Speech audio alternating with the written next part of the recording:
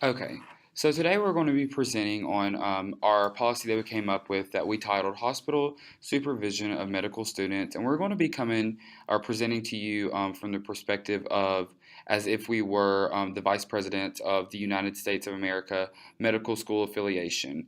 And Catherine Steganga and I, John Clement, are going to be the ones presenting this to you today.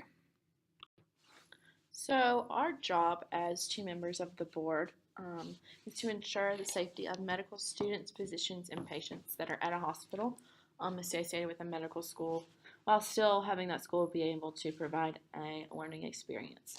So, to make sure that this is happening, we have to look at mortality rates of these hospitals and see kind of what goes into that. So, our two research questions that we tried to narrow down were how do complications affect mortality rates, and how do demographics affect mortality rates? Okay, so after we came up with our research questions, we moved into the exploring section. And as Catherine stated before in the previous slide, we came up with two research questions. And within those two research questions, we had to talk about or look at 15 different variables. And one of the variables that we looked at that was associated with mortality was stroke. And within our univariate analysis, we were able to see that the following data represents the number of patients who died within 30 days of having a stroke while they were at the hospital. And what this means is that on average, 14 cases of strokes resulted in death within the 30-day mark. Okay, and we also wanted to add a slide in our presentation just kind of describing what a stroke is, just for clarification. And what a stroke is this it is a disease that deals with arteries in and around the brain. So what this means is that a stroke occurs when the blood vessel has a clot or when the blood vessel can even burst. And this causes the lack of blood and oxygen flow to the brain, and this causes the cell to die, or the brain cell to die, which therefore causes the stroke. And through our research, we were also able to see that stroke is number 5 in the leading causes of death in the U.S. and the number 1 cause of disability within patients.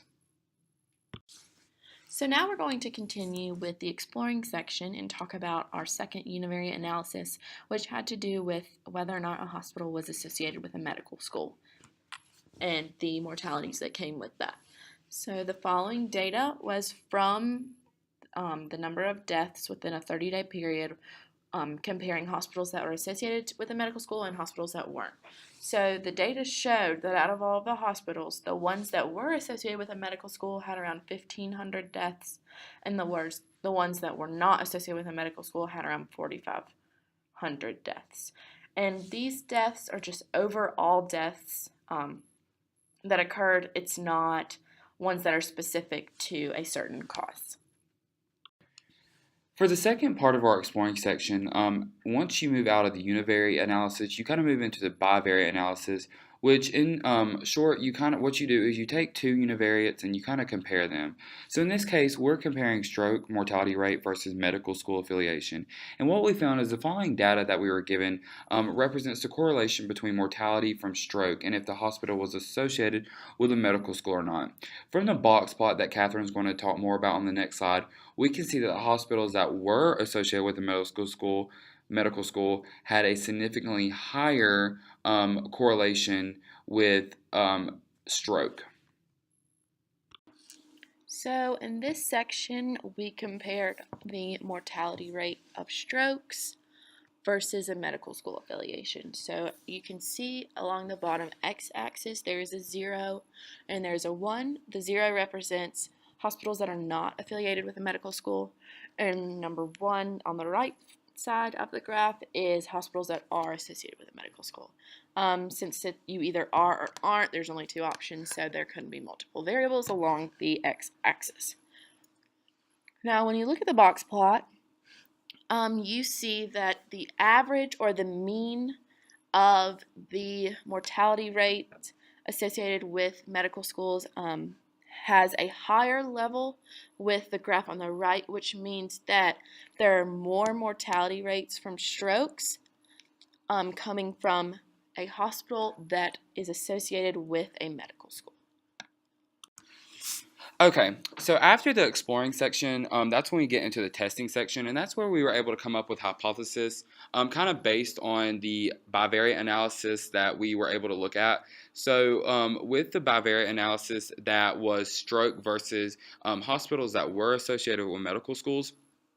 We were able to come up with a hypothesis that stated hospitals that are associated with medical schools have a higher mortality rate associated with strokes. This can be due to the fact that hospitals that are associated with medical schools usually are teaching hospitals. Therefore, the medical staffing providing the care to the patients that have had a stroke are more likely to be students and are probably not fully experienced as they should be. When we put the two uh, variables within the regression, we were able to see that there's a strong correlation between the two, which next I'll talk about. On the next slide, I'll be able to show you the regression, and I'm able to state that our hypothesis was correct. Okay, so this is the linear regression results that we got from testing our hypothesis. And before using this linear regression, we needed to make sure that the number of observations being used were not below 2,000. If it is below 2,000, that means that the information that is in this would not be valid. But with this particular regression, there were about 2,500 observations used, which means that we can continue looking at this regression. Next, we looked at the p-value to see if it was less than 0.05, which that would help predict if the variables being used affected mortality due to stroke. With the p-value being less than 0.0001, the answer is yes, that we are more than 95% sure that the variables do affect mortality due to stroke. After that, we looked at the R-square value to make sure it is between 0.05 and 0.15. And with this regression, the R-square value is 0.0922. This means that approximately 9% of the variance of the mortality rate associated with stroke can be accounted for by the variables shown in the table.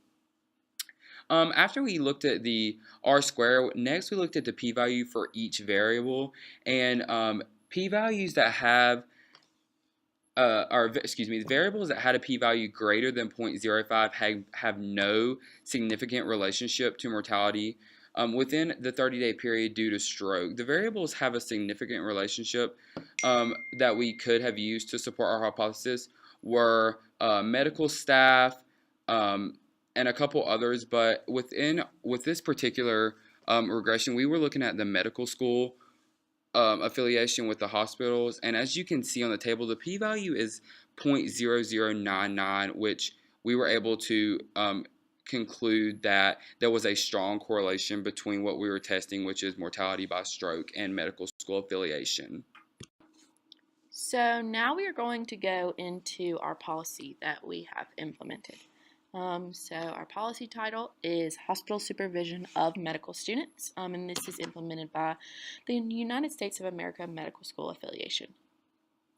The purpose of this policy is that we want to lower the mortality rate of stroke patients in a hospital while still maintaining an affiliation with a medical school. So we want that hospital to have low mortality rates from strokes while still being able to teach students and let them learn at that hospital facility. We want to implement this on May 1st, 2019, and let this policy run for at least a year so we can have enough data to analyze and see if this policy worked. And it did indeed result in lower mortality rates of stroke patients. And then our policy is regarding two things. The first is that medical students must be supervised based on their level of education.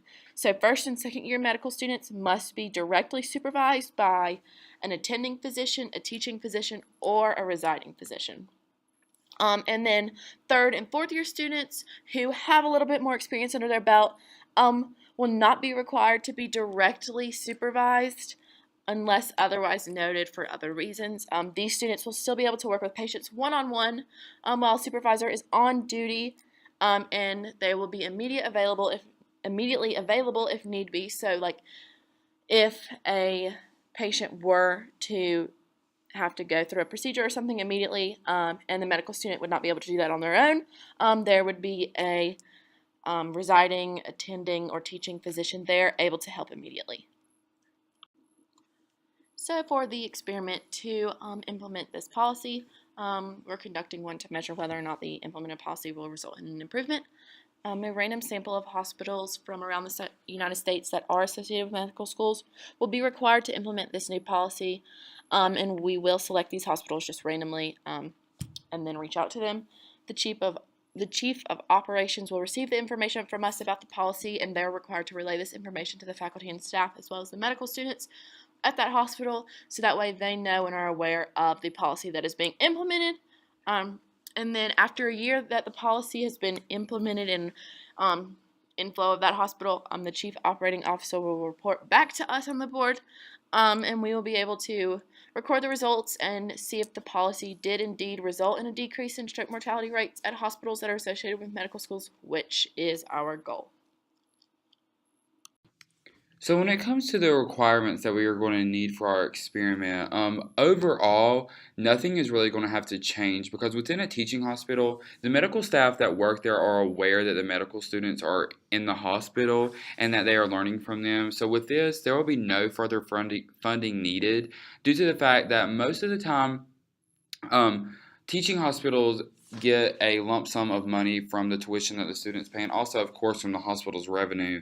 So, therefore, with the limited number of medical students that are in a program, there already should be an efficient number of medical staffing to, partner up with the medical student to make sure that they are going through with the policy that we have put into place.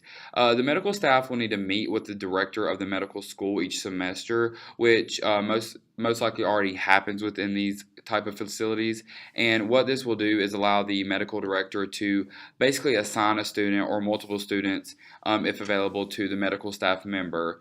If the said medical school accepted a larger number of students, then our policy would still have to be in effect, other than the fact that the medical school and the hospital would have to correlate and extend the budget of the hospital and even up the tuition of the medical students if need be to extend employment to more medical staff. That way that the hospital would house the medical staffs that have the credentials to partner with the medical student and teach them what they need to know.